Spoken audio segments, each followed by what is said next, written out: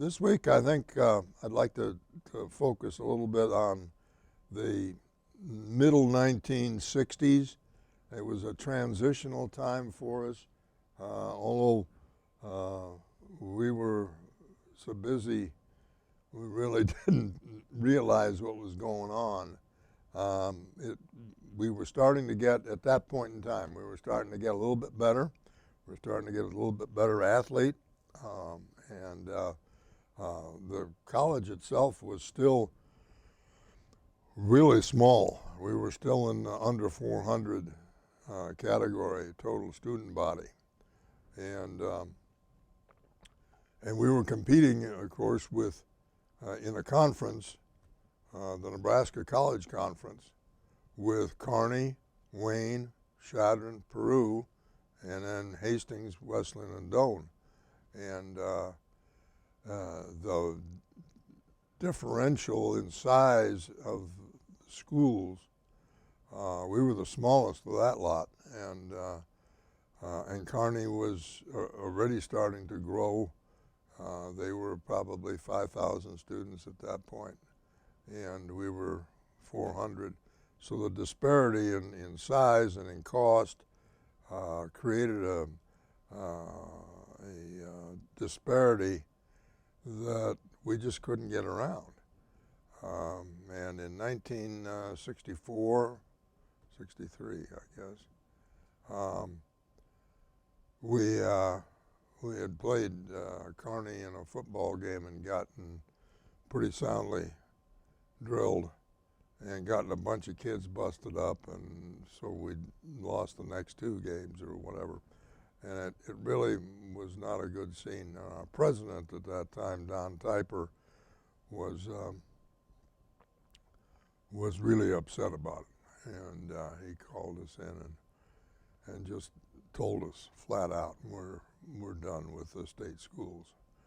We can't compete at that level with their low cost and their size differential. The number and type of athlete that they're able to get, and so we're done with it.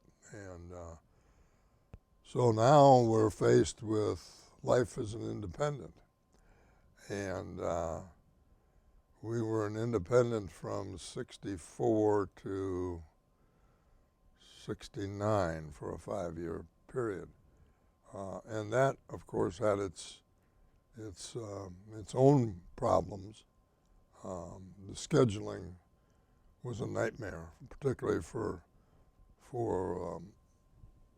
Erickson and Papik to find games in the middle of the year. Everybody else is in a conference and you're not, and so we had to travel all over to find games, and had to take some second best kinds of opportunities that we normally might not have competed with a group of schools that just wouldn't be in our normal sphere of competition.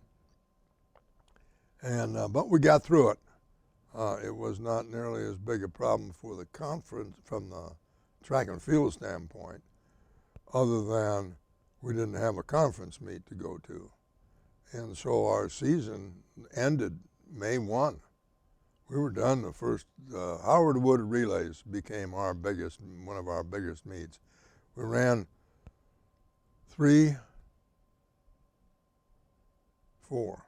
four relay meets in a probably 10-day period. Drake relays on a Saturday, Friday and Saturday. Doane relays on Tuesday. Sioux City relays on a Friday, and Howard Wood relays on the next day. And so it was a relay-oriented program. We ran very, very few, in those days, very, very few flat meets, regular 100, 200, 400, 600, 800, whatever. It was almost all relay meets, and it was kids got into it because a lot of kids could get involved in different combinations and that kind of thing. And but it really didn't do much for our individual event performance. And consequently, we weren't very tuned in on national outdoor. The NAIA at that point in time did not have a national indoor program. It was strictly an outdoor meet. And it was in June, so it was a month after we were done running, and so it was a problem to hook everything together. So we didn't participate much in the national outdoor. White ran one year, and Dean got I think third in the steeple and fourth in the 5K. But that was about the only one. In the outdoor now, we did participate later on when the NAIA, late 60s, the NAIA started their indoor program, and and we did participate in that. But even at the indoor track, we had no facilities. We had Butler Gym, and Butler Gym hadn't changed any, over the years. It was still an old building, and it was a 94 by 44 building. It was barely big enough for a basketball court. In fact, I don't think it was, legitimate size. At any rate, and that had to accommodate everybody, wrestling, basketball, indoor track, that was it. We had one thing. And so it took us a while to try and get organized on that for some kind of practice. We did what we could, and now it did get a little better. After about 3 or 4 years, Erickson's basketball team started getting a little better, and we then had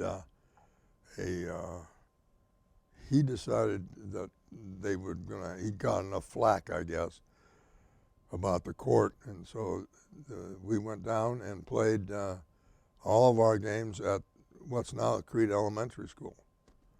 And that was Crete High in those days, and that was their court, and that's where we played all of our home games at Crete High School, which freed up at least one day a week, freed up the Butler for the rest of us. But Bob Connors had a wrestling team at that time, and they practiced in there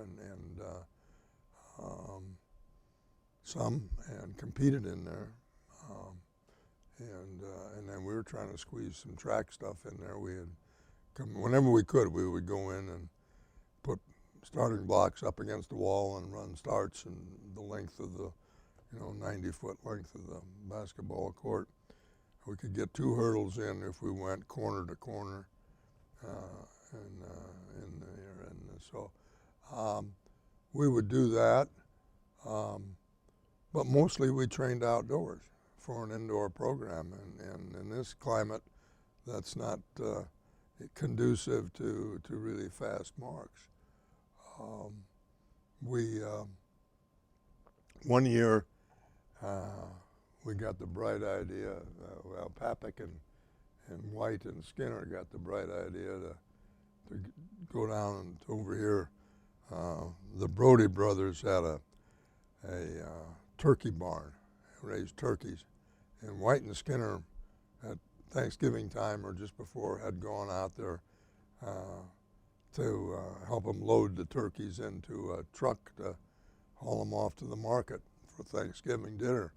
And they said, well, gee, maybe we could run in here in the turkey barn.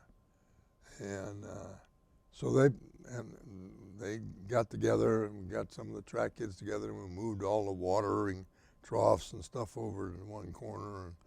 And Brody had a high loader and he's with a scoop on it. And he scooped all the turkey manure into the middle, and he mounted it up, and it was 6 feet high.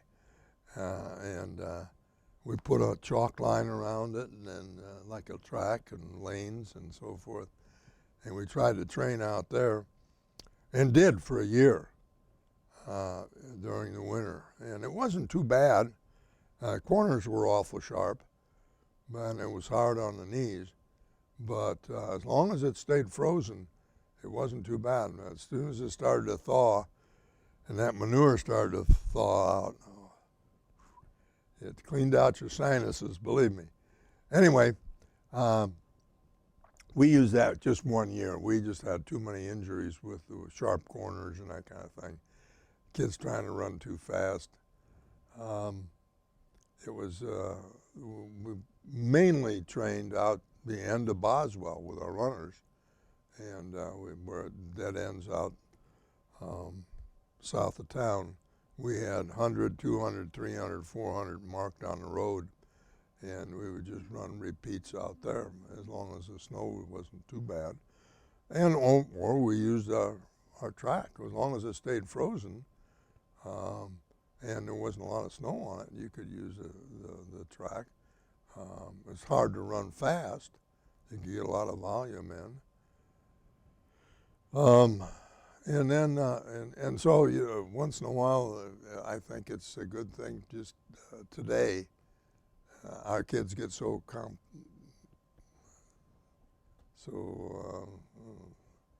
used to outstanding facilities that they don't appreciate what we didn't have.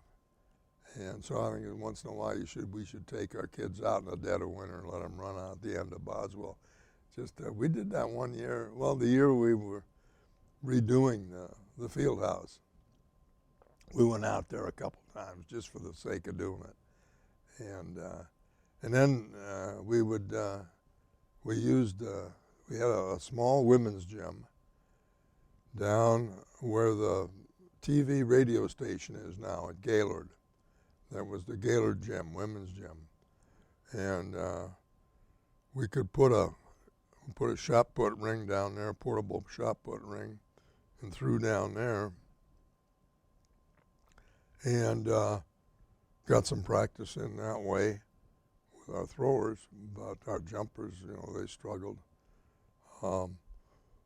Once in a while, if in the late spring, late winter, when the snow started to melt, we would go over to the Armory, National Guard Armory down on 2nd Street, and they would normally scoop their parking lot. They had a pretty good sized parking lot, and we'd go down there and haul a couple of hurdles down and do some running down there as soon as the snow had melted off of the asphalt. So it was, in those days you had to have a fertile mind in terms of finding places to possibly work out that you could do. After we spent 3 or 4 years as an independent, and we were getting tired of that. I mean, it was getting harder to find games. Papik's football team was getting better, Erickson's basketball team getting better, and people were saying, hey, these guys aren't pushovers anymore. We're not going to schedule them. And so the scheduling got more and more and more difficult.